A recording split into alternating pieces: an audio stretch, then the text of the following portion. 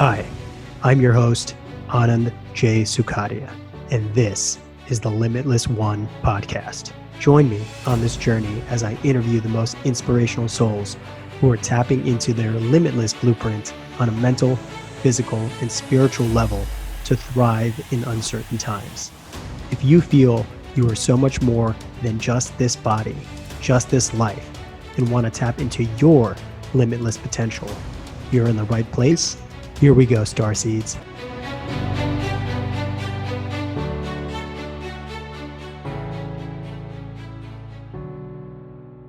Have you ever experienced a dark night of the soul moment where you realized you wanted to change your entire life around?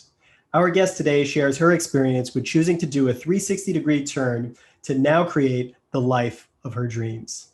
Welcome to the Limitless One podcast, everyone. I am your host, Anand J. Sukadia. Today, we're going to be hearing an amazing story of transformation with our guest, Sacha Gnesin. Did I pronounce that right? Gnesin, but close. Gnesin. Okay. Sacha Gnesin. Sacha is an integrative health and nutrition coach, occupational therapist, biohacker, and wellness and fitness expert. She found her passion for health and wellness through her own journey to lead a healthier, happier life. After struggling with the eating disorder for 12 years, she no longer wanted to feel depleted, numb, and walking around in a haze, cut off from really feeling and facing her shadows. She embarked on a spiritual journey, seeking the help of healers, guides, shamans, and mentors. Combining biohacking, plant medicines, animal medicines, and a whole lot of soul healing and trauma clearing, she found her truest self.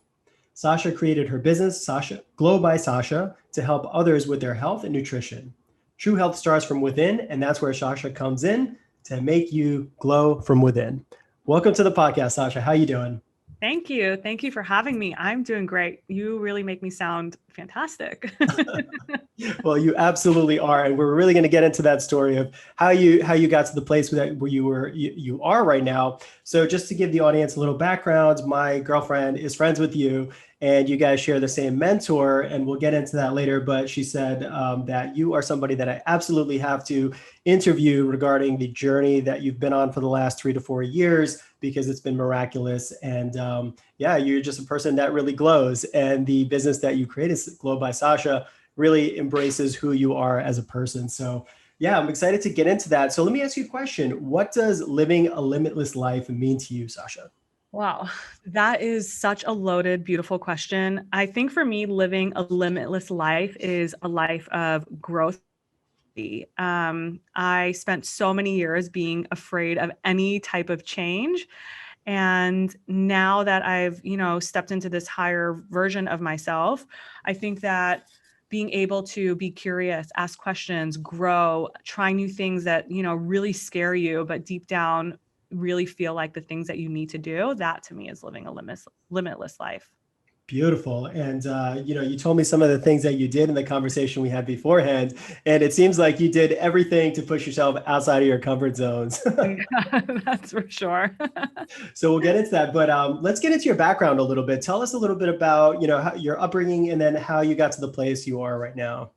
Yeah, sure. So I am born and raised here in the US, grew up in New Jersey. I have Iranian parents. So I am first generation immigrants from Iran and come from a Jewish religion and background. And growing up was just beautiful. It was so full of culture and amazing foods and herbs and tastes. And my mom really emphasized like home cooking, natural remedies. Growing up, there was always something in the house that can fix you or cure you. So I always felt a little bit, witchy, lack of a better word. I grew up like making potions in my kitchen and talking to like the fairies and little people in the floor and outside and in my dreams. So I always like had that bit of the intuitive pull in me. Unfortunately, when I was a young teenager, the pressures of society like really came full force. And I just remember being so self-conscious when I was about like 13 or 14 of how my body was changing, things that I was feeling. And there was like instant shame. It wasn't oh, okay, let me like explore this. It was bad. It was a negative thing. Your body shouldn't change so much. You shouldn't gain weight. You should always look really nice on the outside. So to me, growing up, my value, my worth was based on what was on the outside and not so much on what was on the inside, despite having amazing, loving, caring, supportive parents. So in my mind, I just connected my self-worth to how I looked. So fast forward, I go to college. I was studying occupational therapy, where I have my master's, and I'll get into that. But I was studying in school, and that's when my eating disorder really began. I quickly figured out how easy it was binge on my favorite foods and then get and purge and get rid of it. And I was like, oh, this is simple. I know other people are doing it. I can't be the only one. So it started like super innocently. And I just remember getting to a point where I kept telling myself like, okay, Sacha, you need to stop this. Like you need to stop this. But it felt, it was a purge. It felt like it was an addiction, right? My whole relationship was with my eating disorder. I talk about it now like it was my husband and that I had to divorce. Mhm. So I had this, raging eating disorder. Throughout college, it was pretty, it wasn't as apparent until after I graduated. I moved into the city. I had my own place. I was working a job that I really enjoyed at the time. I was working in a nursing home with elderly patients, mostly like stroke victims, cancer, rehabbing from cancer, heart disease, diabetes, amputations. And I loved being an OT there, but I was so much walking in a haze of this eating disorder. My whole life just revolved around like food and control and like anxiety. And really underneath it all, it's all about the anxiety that you have that's not dealt with. I feel like that word is kind of thrown around loosely a lot of times, but underlying like low grade anxiety should definitely be addressed at a younger age. So yeah, I just spent so many years in this trapped, like in this cage. I really felt like a caged bird. And it wasn't until many, many years later, I was dating my now husband, and there was, even though I was technically recovered, however you want to take that word, I wasn't binging and purging, but I was obsessive. I was obsessive with working out, making sure I got like at least an hour and a half and going really, really hard and burning out my adrenals and eating the smallest amount of food and super, super clean meals as possible. And I would still get like anxiety if, we were going out to eat all the time and like really just enjoying life and everything about it. So he called me out big time. And that was probably the biggest wake up call for me, because here I met the greatest, most supportive, loving, caring guy who had zero shame and like couldn't care less, about what baggage I brought in, but I was so ashamed of myself. Mhm. And I realized how much it's so sad. It almost makes me cry to talk about it sometimes, but the amount of self-hatred that I had during that time was incredibly high. And I realized like, okay, if I don't start making changes, then this is all going to be gone. And this beautiful life that I manifested can be gone in a moment. So I began seeking. And it didn't even cross me to really, I was going to a therapist, but it didn't cross me to like go and seek the best eating disorder place or rehab facility. The first thing that came to me in my first download was like, go find a healer. You need an exorcism. So literally I turned around to Ryan and I was like, I need an exorcism. I feel this dense negative energy, which I'll get into more, and I need it out of me. And that's where my healing journey began. Wow. Wow. Very powerful. So let me ask you a question. So when you got into the relationship of your dreams, were you still having the eating disorder, or did you feel like you kind of accomplished that, or you overcame that and it just got re-triggered, or did you have it the whole time? It was there the whole time. Okay. It's like such a wide range. And here's the thing, I don't want people listening to this thinking that just because they're not binging and purging, they don't have a problem, or just because they're binging and purging, they do have I don't want it to be misconstrued that way. There's such a wide range. So yes, I wasn't, self-harming like my physical body Mhm. at the time, but the thoughts that I had and the obsessive control that I needed to have over every piece of food that went in my body was probably worse. It was like psychologically traumatizing. So yeah, I still, it never fully went away Yeah, and when the I met him. psychological trauma that we do to ourselves regarding that causes cortisol to be produced, and the chemical is inside of our body, so it's just as bad, right? Like you said, you're creating poison from within because of what our thoughts are and where they lead us. Oh, 100%. I will be the first person to say that I caused all the disease in my body, and not in a way that I'm like shaming myself at all. Like, no, it's actually super empowering, because when you're going from doctor to doctor and specialist to specialist, like I did for years, and I still do, but I pretty much found a good team now at this point. But when you're going from so many doctors and specialists and you just want an answer and no one can really give you an answer, it's really upsetting. And when you come to the realization that your thoughts and your feelings and the way that you speak to yourself really causes either harmony in your body or disease in your body, that's when you're like, okay, now I can take the steps forward that I need to take, because it's so much more on the cellular level than it is just, eating bad foods and not exercising. Yeah, 100%. I think it's so important to also, like what you talked about, how, there's many options for the routes we can go when we have an issue. We could go the allopathic route, and there's so many great benefits to that. Then there's holistic, and then there's spiritual and emotional, and there's so many different avenues we can go. And I think it's important to address all of those as we look for healing, because just one option is not going to do it for us many times. If people are just going to go the allopathic route, they take this medication, or they see this person and they tell you, okay, you got to take this medication. And then all of a sudden it causes other triggers in our bodies to get us out of balance. And then we're on another medication, another medication. And if we're going down that train, then it's going to be really hard to like kind of reroute and get back to the place where, okay, emotionally we're working on ourselves and stuff like that. So I love the fact that you knew that there was so much more underlying psychological, emotional, and spiritual parts of you that you wanted to work on. So let's get into that a little bit. Like how Yeah. did you start that journey? So a little bit on backtrack on what you just said. Yep. Another thing that was a big realization for me was going the allopathic route. I did, and I fully immersed in that. But because I wasn't addressing the energetics of it, it wasn't working. So I love mixing Eastern and Western. I think there's a time and place for everything, but I really just exhausted all of my options going to the best, doctors here in New York City, well, there in New York City, and not getting the answer. So you're absolutely right. There isn't a one size fits all. It's very unique to the person. So, okay, sorry. Can you repeat that question again? Oh, yeah. So I wanted to get into like how you started going, how you started that journey of working with healers, or the exorcism that we talked about.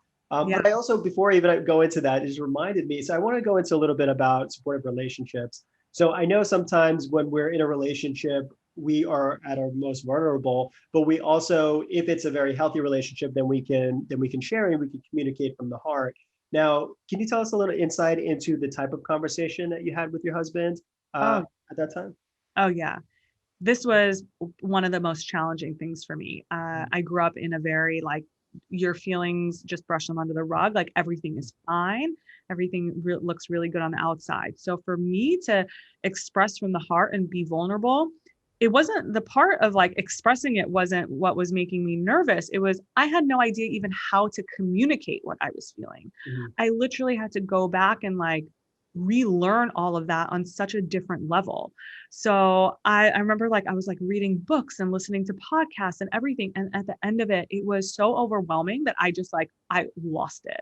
I just completely lost it. And I was like super honest with it. It wasn't just one conversation. This was over very long, like we've been married 2.5 years. It's been over that time period, but I we both agree that the best conversations that we have come from our disagreements, or from us seeing things from different viewpoints, or and also from me being and him being at our most vulnerable, and like really like breaking it all down layer after layer and peeling it.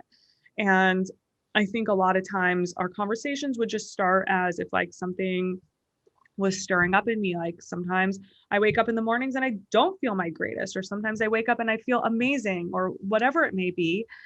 Just being able to express those in like a loving and beautiful way makes all the difference, because you're not going to like, you don't want to be barking at someone and coming at them. No one wants to listen to you when you're speaking like that. And that was hard for me. I felt like I was a little child, like banging on her door so many times because I didn't know how to communicate. But I actually, I could circle back on this, but I just finished a 12-week course, communication course, about intuitive voice coaching.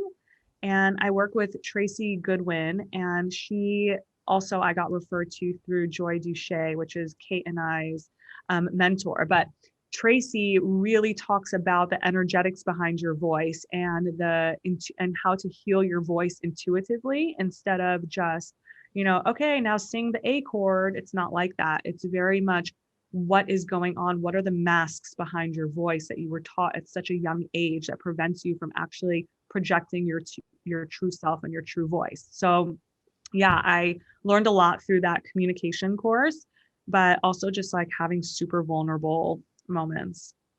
That's And beautiful. And it's so important to, when you have a partner that's able to sit in that vulnerability with you and be there and be present. And I know in so many cases, relationships, in the past, I've been triggered many times and I've had other people be triggered. So there really wasn't the communication. So there'd be arguments and then there wouldn't be any kind of like not solution, but any kind of understanding from it. And then people go from one argument to the next, to the next, to the next, without kind of like moving forward. But when you find somebody who's willing to sit there with you, truly understand you, and share their feelings and you share your feelings, and then you both are like, okay, we might not agree on everything, but I acknowledge the fact that you have these feelings and I love you for it. And then you learn from that and then you move on. And that's I guess the relationship that we all want, is to have open, like completely open communication when we're struggling with something, or if we feel like we can improve upon something inside of that that's yeah, relationship. absolutely. And it's such like a beautiful thing to have with someone. And not to say that you want to go to your partner for every little thing, you have to be mindful. And I really think this all ties back into just really loving yourself and respecting yourself, because that's when you have the most clarity on, okay, what's appropriate for me to be, bringing up? Is it really going like, talking about like the mundane, or something that annoys you, a little thing that annoys you throughout the day all the time? That's also not the right way to go. So I always say, like, you don't have to speak everything, but just speak beautifully and speak on the things that are really from your heart. And that's when you are able to like cultivate and create a beautiful relationship together, because I also think it could lead to like codependency Mm-hmm. a lot of times. So really depending on the person's dynamic. Yeah, the best work is done with ourselves, and Yeah, then bring our exactly. best self to Yeah. the table. So, okay, so now we're going into, all right, you decided you needed to have the spiritual exorcism, the spiritual progression, evolution in life. And a lot of times going into that unknown is a very scary thing, right? So like I was just at the beach a little while ago and I was looking at the water, and the water, there's an entire universe of life underneath that. And there's so much going on underneath, but all we see is the surface of the water. And then the same thing can be said for the fish looking, at this light in the sky. And then they see, okay, if they pop their head out, they see all this land and it's so much, right? So like when you go into that kind of unknown, there's so many variables. You like, how do you begin and to know where to start on your journey in terms of the healing? So how did you get there? I love that analogy so much. It's actually brilliant. So mine actually started on Instagram, as does so many things. Instagram, baby. That's what I'm Yeah. talking about. Modern technology. Hell So yeah. I have been following Joy, who is the founder of the Joyful Approach, and she's a beautiful healer, Kate and I's mentor. And I just remember following her on Instagram and always thought to myself, well, when I have like the time and the funds, I'm gonna do something with work with her. And I saw that she was putting on like a women's circle in her healing space. So I very timidly went there this one magical October afternoon. And I sat in a group with, I think it was about 5 other women. I was the youngest one. And I was just terrified. I was like, my marriage is falling apart. My life is falling apart. I'm miserable at my job. Everything is just going wrong.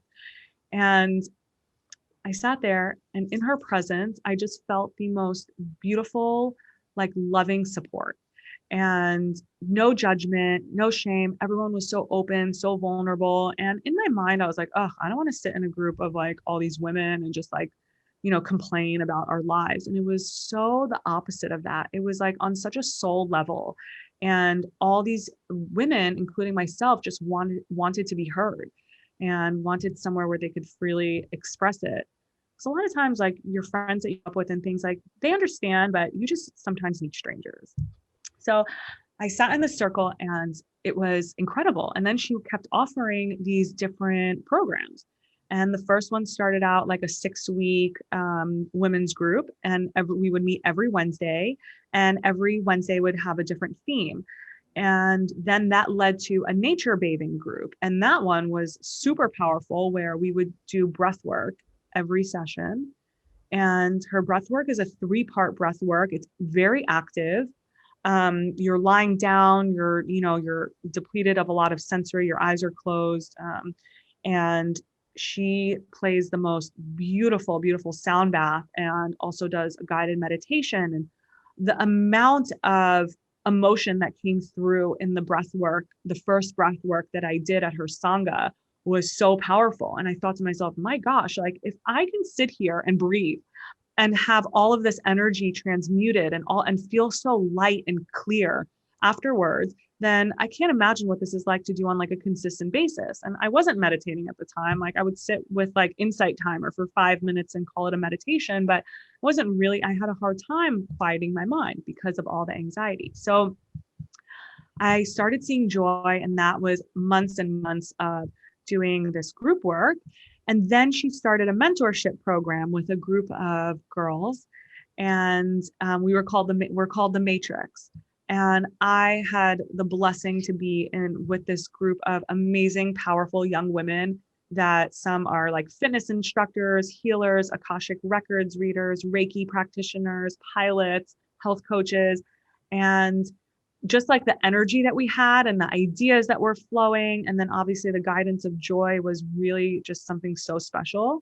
And all of these experiences, again, layered and layered, but in a different way from my past. It was like these positive ions just like going through my body. And I literally felt like a sponge, where like every crevice was just like being filled. And I was like, oh, I'm feeling this with love. I'm feeling this with communication. I'm feeling this with breath work and crystals and Reiki and nature and all these amazing things that at the end of the day, most of them were free. So I found that really very much a good catalyst into my healing journey. I wasn't getting that exorcism, that like really raw, like spiritual transformation at the time, but it was serving its purpose in such an amazing way that still to this day, I really reference back to it. Every day of my life has changed because of it. So then she opened up a one-on-one container for a few of us, and I started working with her in that container. And that was, wow, it was really transformational. Doing one-on-one breathwork sessions with a healer can work wonders. Again, like the amount of energy you transmute and the downloads that come in and the way that you feel, and then the way that you see you're leading your life, and your energy just changes. My husband would tell me, he's like, every week, he's like, there's something like you're like a bright light. You're happier, you're healthier, you look better, you feel better. Like everything just started like melting away. My autoimmune things started getting less and less. I was having a lot of inflammation and going through some health things. So yeah, working with Joy was absolutely transformational. And from there was different things that came up. Awesome. Wow. So, I truly believe breath is life. And, what I found through my breath work, and I'm sure yourself, talking to Kate about all the work she's done, is that, we hold a lot of emotional grief in different parts of our body. Maybe it got stuck. Maybe somebody yelled at you and you froze in that moment and it went into your like rib or something like that. And then through the breath work, when we're fully oxygenating our bodies, we get into this almost like trance-like hypnotic state that's almost like psychedelic. And there's a term for I think it's called holotropic breathing, where it does induce a psychedelic state. And every time I've done breath work, it really opens up so many channels in my body, and I'm able to remember things from my past. And some things were like really sad, or some things really happy, and it just made me really emotional at the time. But like afterwards, I feel like, okay, that part of my whatever I was holding on to gets released. And the more you do these things, it kind of opens up so much more. So we can just be fully present to what's going on rather than these mechanisms for triggers from our past.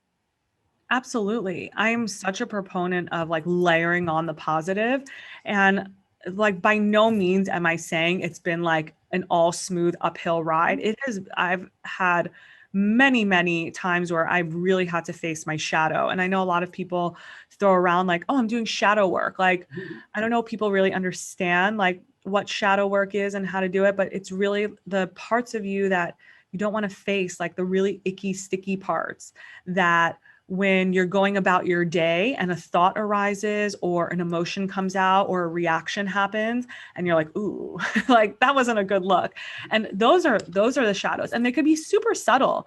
Like for me, a lot of it was still having frustration. Like I remember talking, like being on the phone with my mom or my dad and like so loving and caring and like, what's going on? How's that? And I would just like lash out and get annoyed at something or triggered at something. And that was when I really had to sit down and figure out, okay, like where is this coming from? Why is it arising? And how am I going to heal it?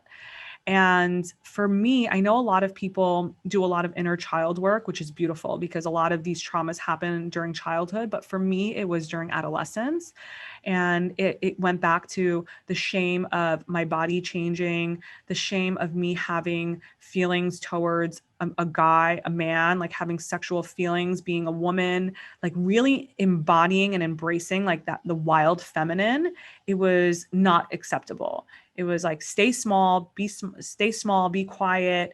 All those things that in a traditional culture and upbringing, this could be across any culture, that you're really taught as a girl, and even some boys too. Like it's not just for one gender or the other, or across however you identify.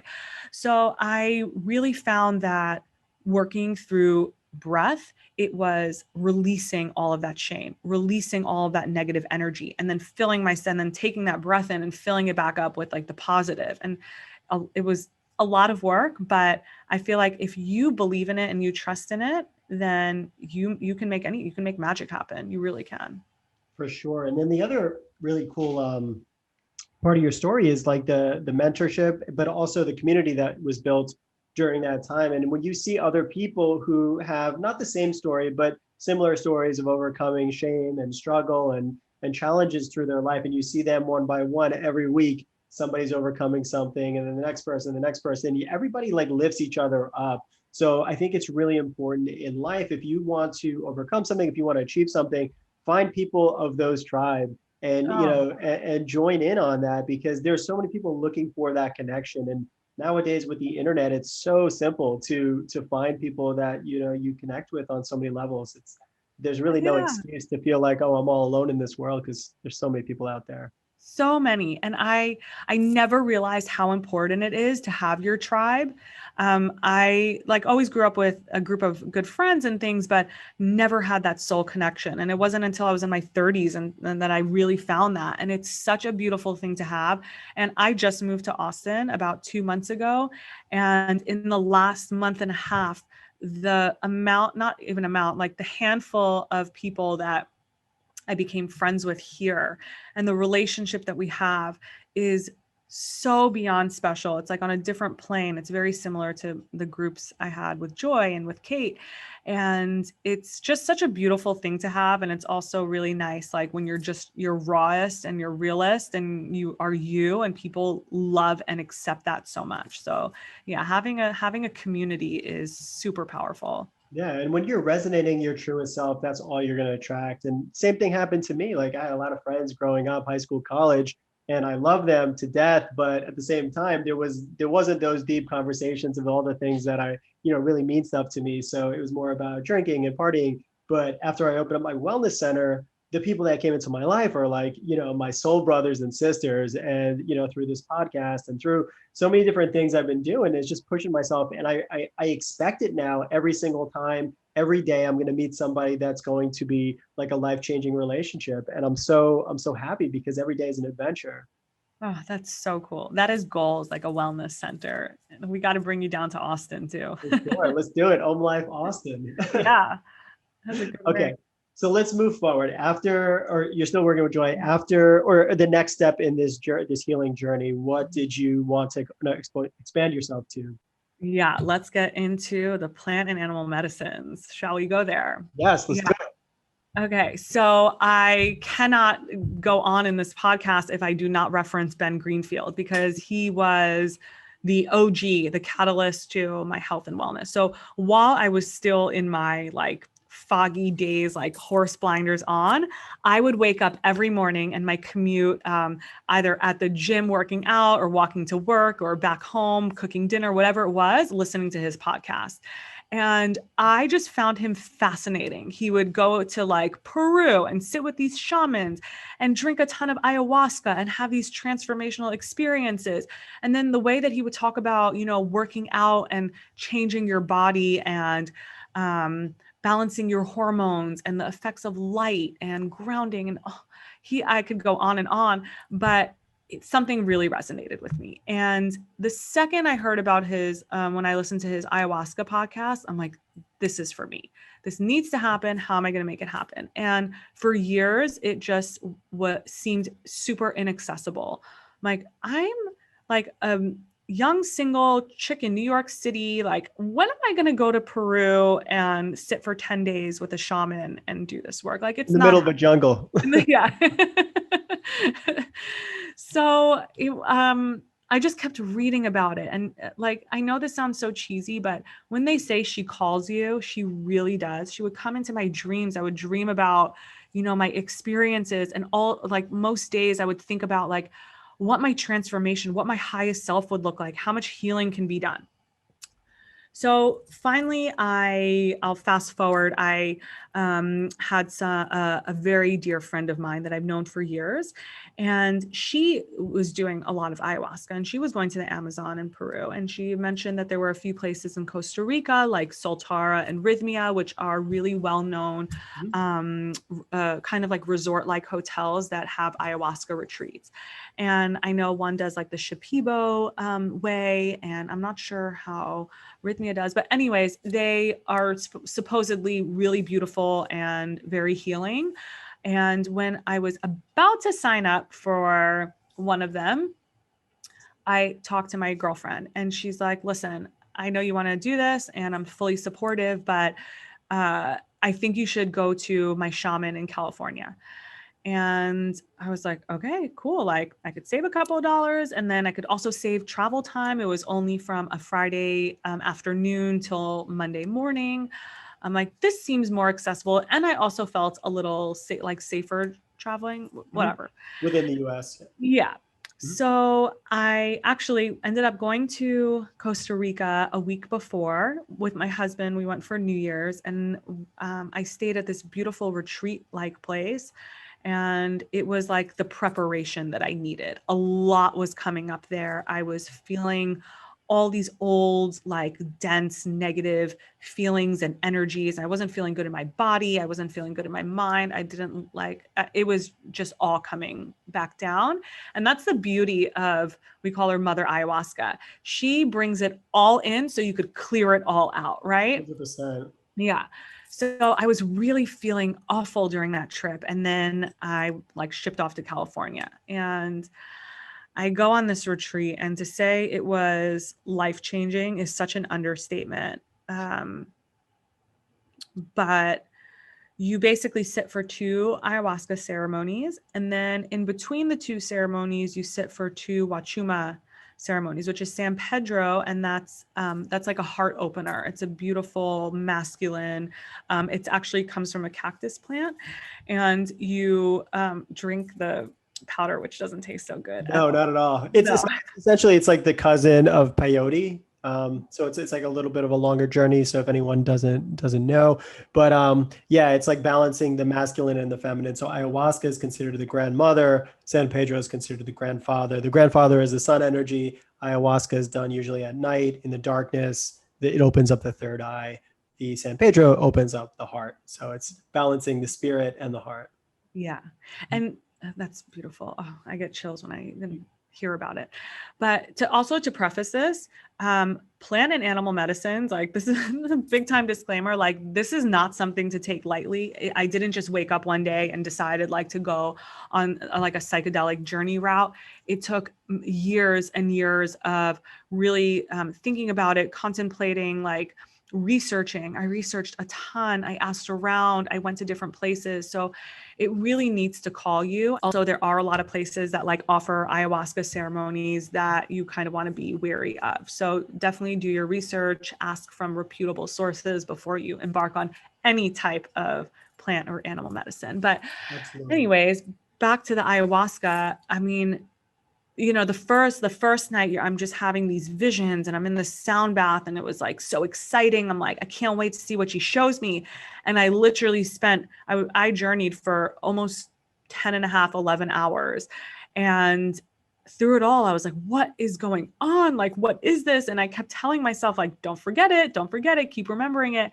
And I was trying to control. I was really just trying to control my journey. And it was just like a mishmash of like weird, like visions and reels and things. And then I was trying to purge, and it was just very uncomfortable. And I came out of the first night so confused. And I was like, what did that all mean? Like, I don't get it. I don't get it. I'm lost. And that's very, very common. Usually the first night is like that. That's the feeling that you get. And then the second night, that's when it really all happened. And she came to me not in the form of any visuals, but in just downloads. I sat with her and we had the most beautiful, intuitive conversation. And I kept asking her, like, why did I go through what I went through? Why did I like suffer for 12 years? Like it never felt like it was mine. And that was another big theme that came up throughout the years. I never felt like the eating disorder belonged to me. It was a very out of body experience.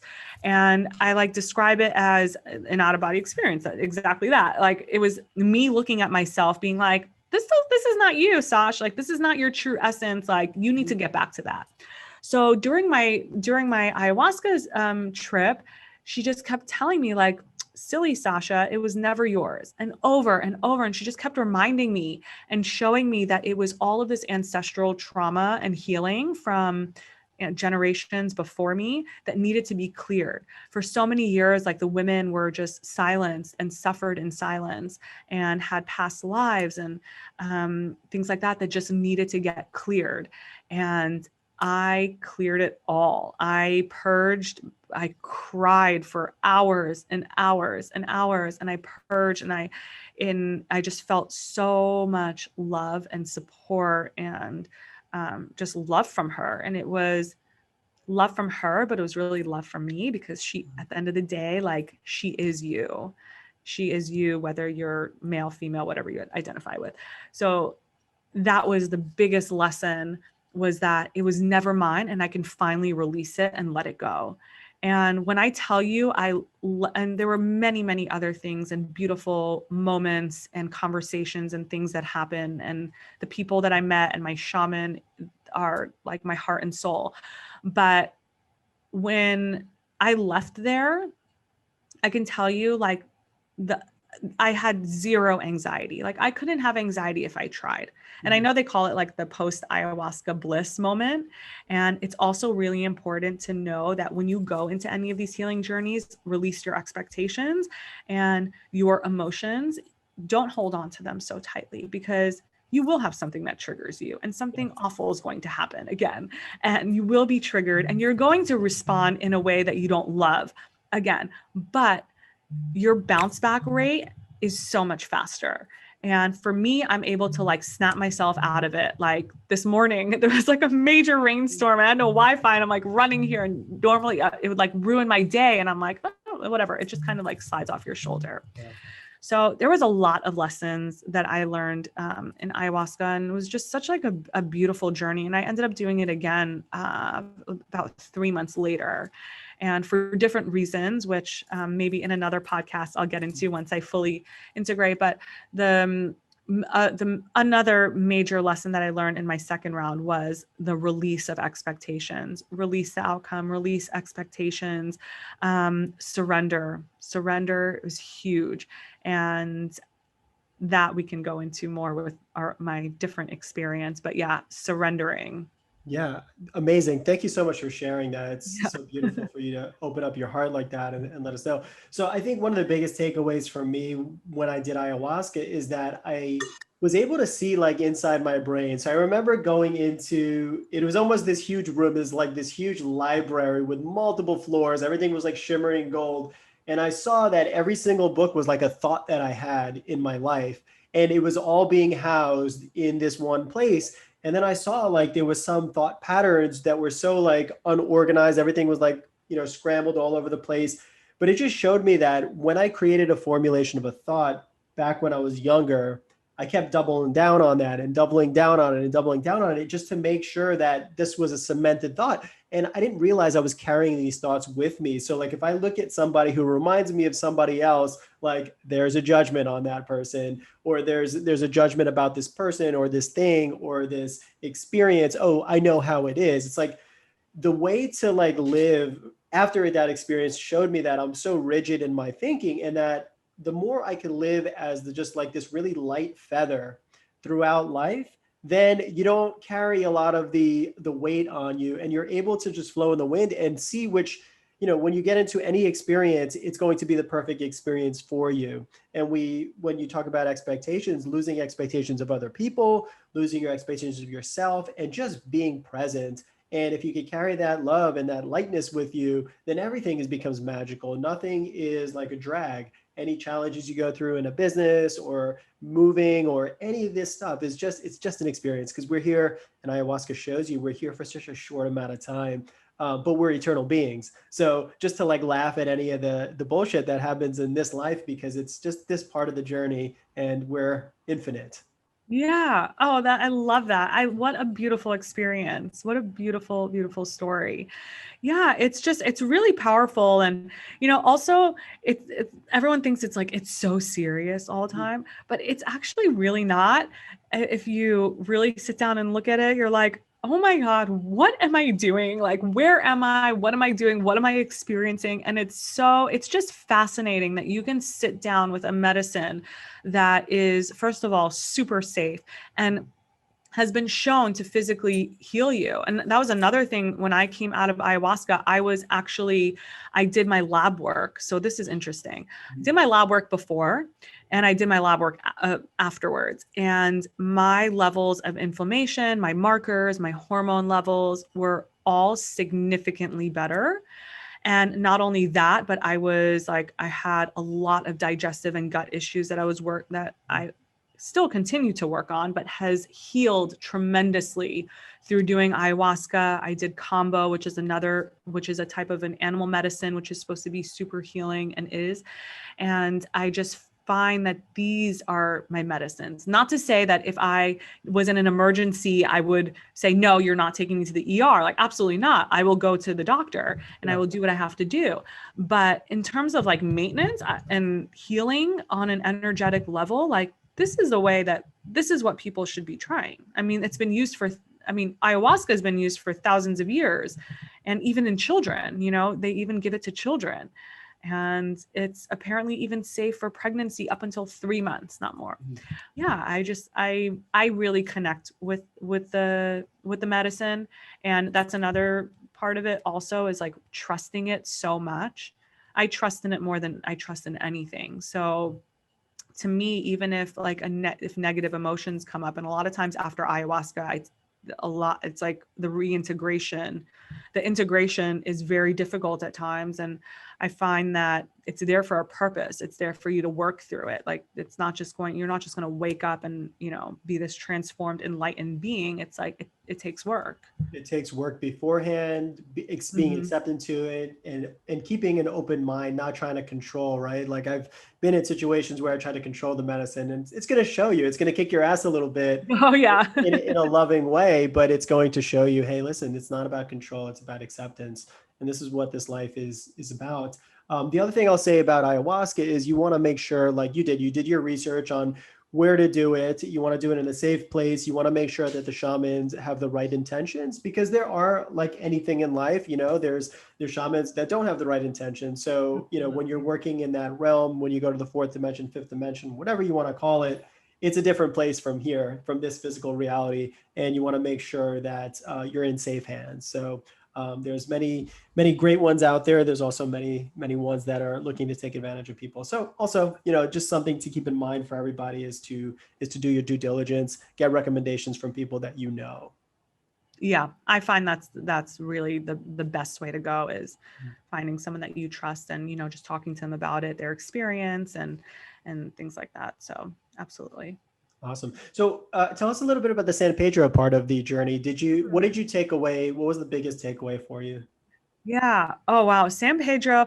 That one's interesting. I've done it 4 times now, and the first 2 were very heart opening. And I had a profound experience through that, where I just, I shed tears for hours. This was the part where I really purged, was for hours and hours. And I just sat by myself, and like it was just like these downloads would come to me, and I would feel the sadness of my mother, my grandmother, my great grandmother, my aunts, my cousins, like every female in my family. I felt their sadness. I felt their hardships. I felt, their difficulties. And it was like I was purging it for them. Like I was the vessel for them to remove it and transmute it. And San Pedro also showed me how loving and open my heart really is, and how much like love I'm not giving out to the world. And that doesn't mean just like loving your boyfriend, girlfriend, husband, or wife, or your parents or your friends. It means like, how are you serving like the collective, and what are you putting out there? Like your energy that you're putting out there eventually like affects other people.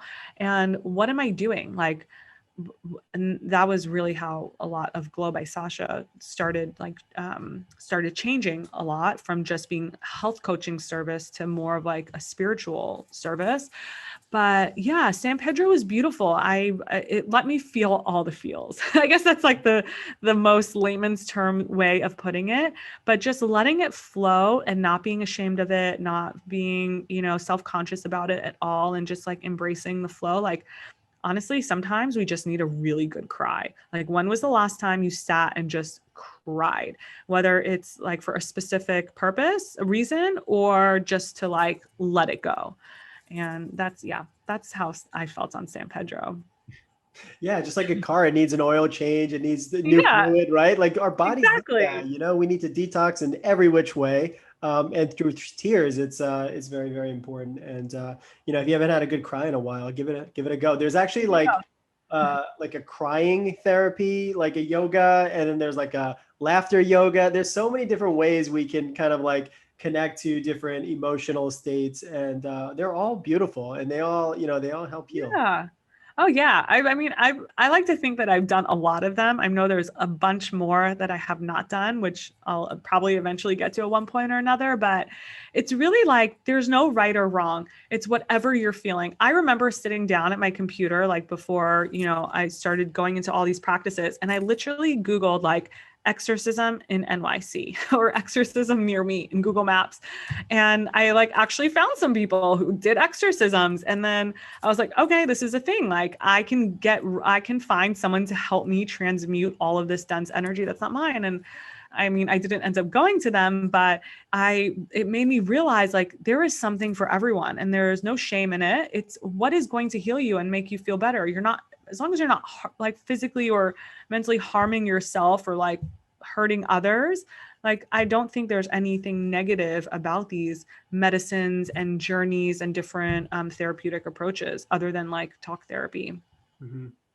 So when we spoke earlier and you said your psychedelic experiences, through them you experienced ego death. Can you tell us a little bit about what that means to you, and take us through the process of dying from your ego point of view? Yeah. So I recently did a 5-MeO DMT journey, also known as Bufo, and it is from the secretions of the Sonarian desert toad, I believe. And this is probably one of the most powerful psychedelics. I believe it's like this and iboga. And I guess like when you first hear about it or read about it, they're like, oh, it's the ego death. Like your ego dies, like you die and you come back to life. And I was like, well, what's the point of that? Like, I don't get it. So again, this is a super, super powerful psychedelic. And I highly recommend that you do not try it unless you've done others beforehand. It could be like it's a lot. And another part of it is integration. And I know like with ayahuasca, usually when you sit with a shaman or a group or a tribe, like you really go through the steps for integration afterwards. And integration can last you a couple of days, a couple of weeks, a couple of months, a few years. Like it's really a personal journey. And it's really like what you're making of this medicine, the lessons that you learned, how you're going to move it into your life and things like that. So really integrating it back into this 3D world that we live in. And so I guess the reason why I did Bufo was, despite everything that I've done up until then, I felt like my ego, and to me, personally to me, the ego means the thoughts that I have on a daily basis, everything. And you have, I think they say like over 44,000 thoughts per day. And I didn't like all of them. And I was thinking to myself, well, I'm doing all of this work and I'm not here to just like do another psychedelic just to, try to be this, elevated human. I was really looking towards like the root cause and how I'm dealing with this on a day-to-day basis. So I felt very called to do Bufo. I was also getting a lot of signs from the universe. The 2 weeks prior to me doing it, I would see at least one dead bird a day. And now I also did Kambo, which is another plant medicine, frog medicine, about 2 months ago.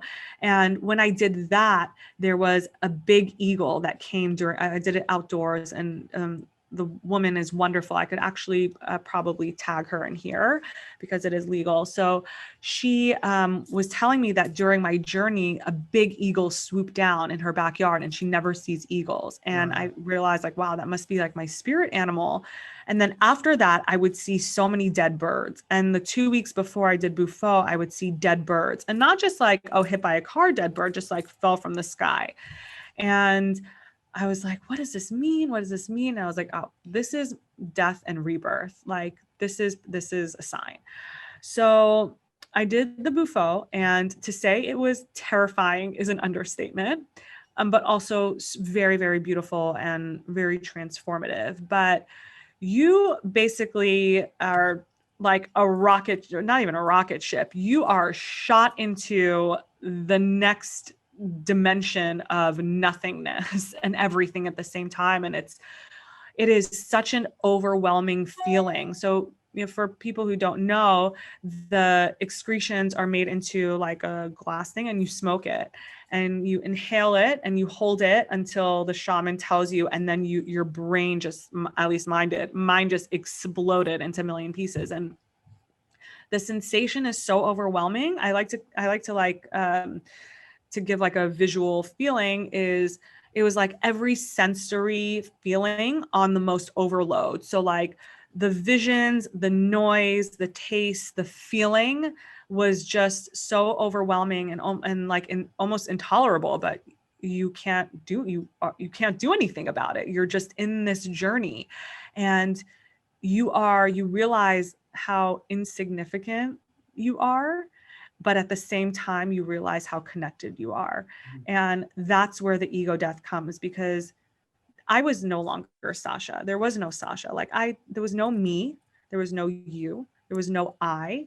It was like thou, them, however you want to say it. So it really erased the I. There was no Sacha with the eating disorder, Sacha the occupational therapist, Sacha the health coach, Sacha the wife, daughter, whatever. It was nothing. And that was terrifying to let go of. And funny enough, or not funny, but when I came out of it, and it lasts a very short time, it's about 15 to 30 minutes. And when I came out of it, I was terrified and I felt stuck. The first words that came out of my mouth were, "I'm stuck." And funny enough, I went back into my journals from ayahuasca, and from my intentions before I did Bufo, and I wrote, "I no longer want to feel stuck." And those were the first words that came out of my mouth. I was like, I feel stuck. I was like, I screwed up. I did this wrong. I did it wrong. Like, what am I going to do? Like, I'm screwed up for life.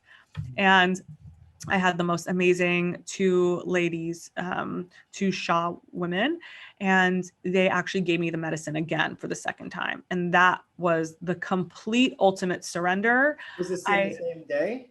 Yeah, right afterwards. Oh, wow. It was right afterwards. Put me back. Put me back in, coach. I know. I was like, I don't know if I could handle this, but I knew I needed to get out of whatever dimension I was like kind of teetering in. And that was the ultimate surrender. I mean, you can talk about surrender all day long, but personally on my journey, like this was the ultimate letting go of my identity, letting go of me, letting go of everything that's ever held me down, and letting go of the shame, anything like that. So while I'm still integrating my journey, because it's been just about like a little over a week, it's been beautiful. It's been difficult at times, and I ground a lot. I have a massive grounding practice every day, and a lot of my self-care, which I think people like misconstrue these days, but a lot of my self-care is to ground. I'm an earth sign, but also an air sign. So to me, grounding is probably the most effective ways to reach that state without doing a psychedelic. Wow. Thank you so much for sharing that. I know it's you just came out of it last week, and, we were going to have a conversation. You're like, I need a couple of days. Yeah, I know this was supposed to be taped before, but I was really going through it that day. And it's funny because like I listened to like the Joe Rogan and Aubrey Marcus. Actually I got to give another shout out to Aubrey Marcus, who really, he had a podcast, which I forget what number, but I could give that to you later, that really made me feel much more grounded in my journey. And I know it's like very specific to the person, and when you listen to too many other people, it can like meddle in your journey. Mm-hmm. But I really found his to be beautiful because there was no cover, there was no mask. It was like so just raw and real. And that's what I want to like put out into the universe, is that my raw and real journey was not like everyone else's. A lot of people feel this like immense bliss and like a post-orgasmic like journey, and I was feeling none of that. So I don't want to give, spread lies. Like it's difficult. It can be difficult. 100%. So let me ask you, and this is probably a difficult question, but when your ego, your being, whatever you consider yourself right now, exploded and expanded into a million pieces, what were you? Who were you, if you could even describe it at that moment? That's a good question. Because it's so fast, I was white light, actually. There's your answer. That's my answer.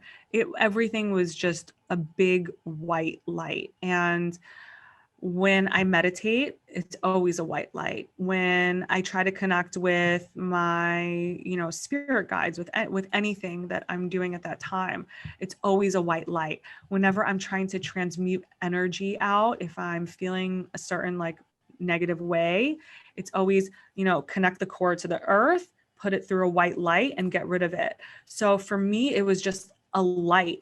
And another, it was like a God presence. Don't want to throw this around lightly. When you think of God, when I used to think of God, I would think of this old man with a cane on top of a mountain, like commanding everyone and taking care of all his children and Mother Earth and everything. And what I'm realizing through doing Bufo is it is not a thing. It is a feeling. It is an energy.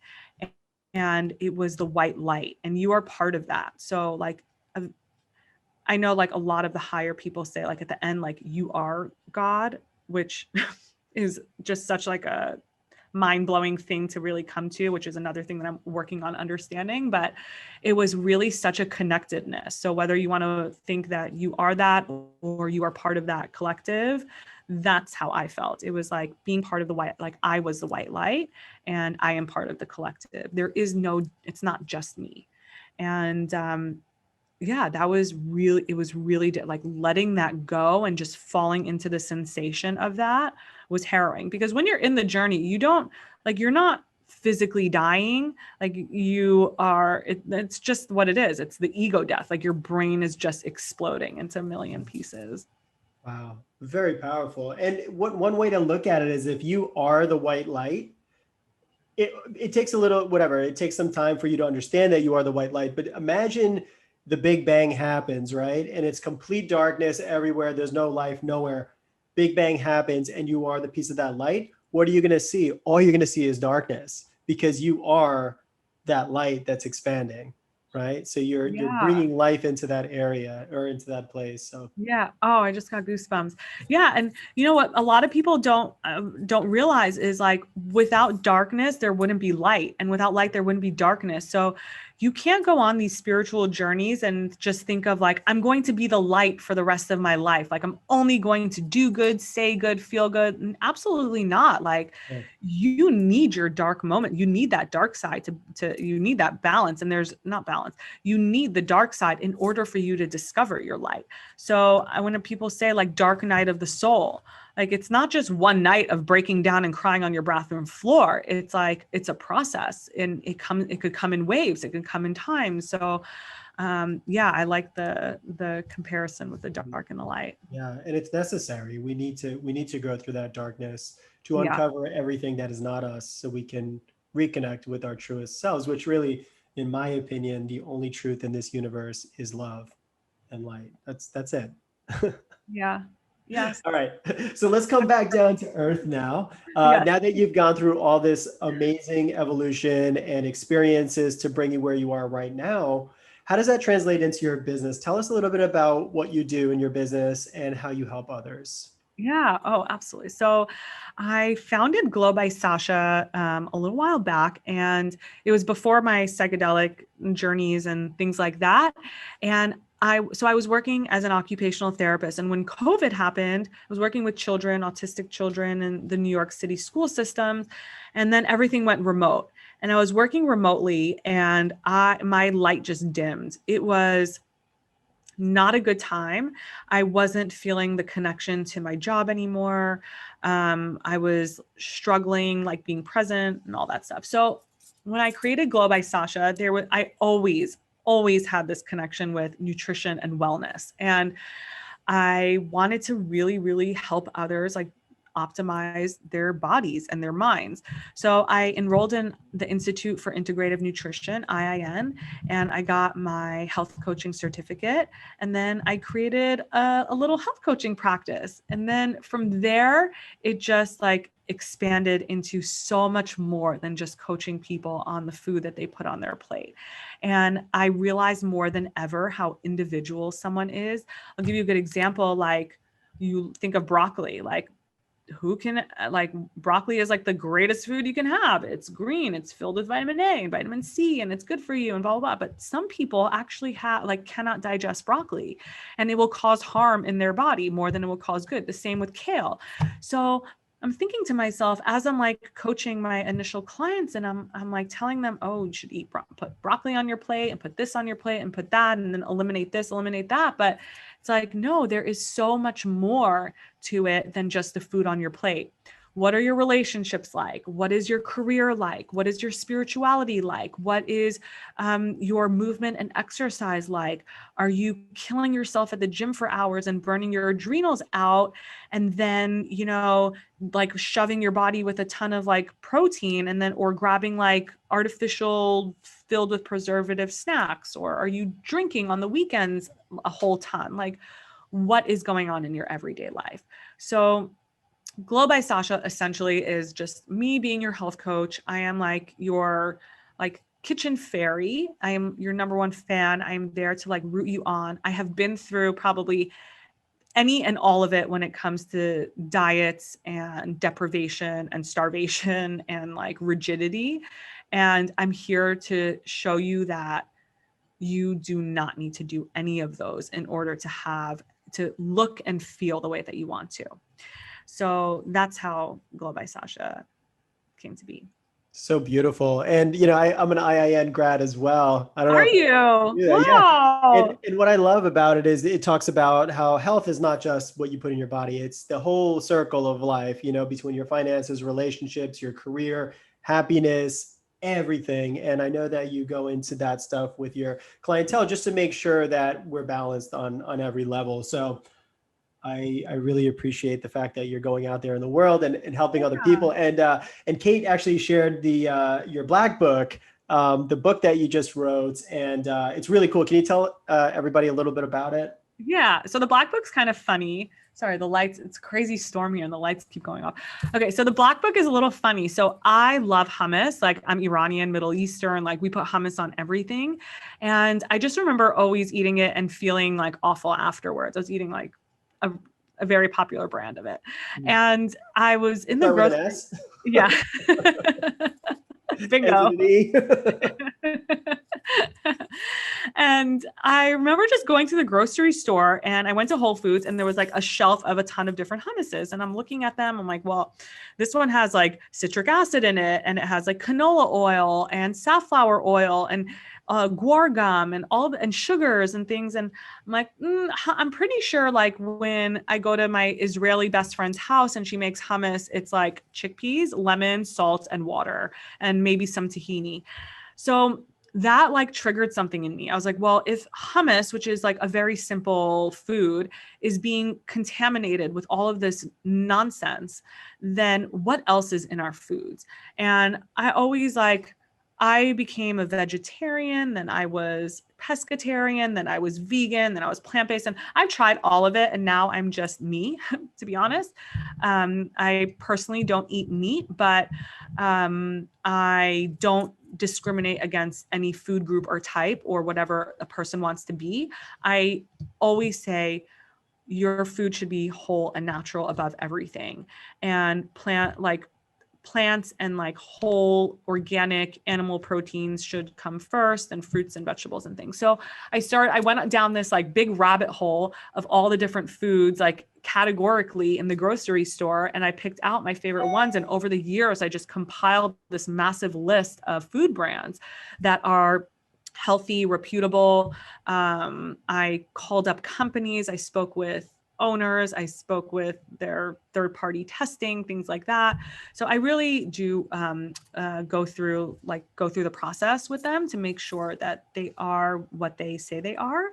And I put together this Black book. So when you want to get ice cream, like who doesn't want really yummy ice cream, whether you're, plant-based or not? There are amazing like vegan ice cream flavors, and they're really good like milk ones if that's what you want. But just make sure, like, where is that dairy coming from?